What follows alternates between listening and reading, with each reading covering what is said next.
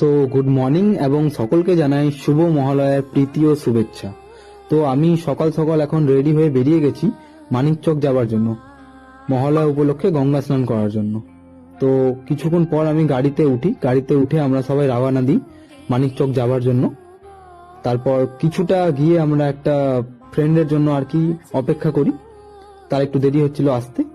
তো তার আসার পর আমরা আবার রওনা দিয়ে দিই মানিকচক যাবার জন্য, সেখানে গিয়ে যাতে গঙ্গা স্নান করতে পারি আমরা মহালয়া উপলক্ষে। তো কিছুটা দূর যাবার পর আমরা দেখি যে হঠাৎ করে কুয়াশা, প্রচুর কুয়াশা, যেটা কিছুক্ষণ আগে অবধি ছিল না। হঠাৎ করে দেখছি কুয়াশা চলে এলো। তো তারপর কিছুক্ষণ পর আমরা মানিকচক পৌঁছে গেলাম। এটা হলো মানিকচক ঘাট। দেখতেই পাচ্ছেন অনেক জল জমে গেছে এখানে, কিছুদিন আগে অবধি এতটা জল ছিল না, হঠাৎ করে দেখছি জল জমে গেছে। তো তারপর এখান থেকে যাওয়ার পর আমরা একটু ইয়ার্কি ফাজলামি করি, আর তারপর একটু ফটোশ্যুট করি। স্নান করার আগে একটু হালকা করে ফটোশ্যুট করে নিয়েছিলাম, কারণ তারপর অনেক রোদ উঠে যেত। তো স্নান করার পর আমরা আবার ঘাটে চলে আসলাম।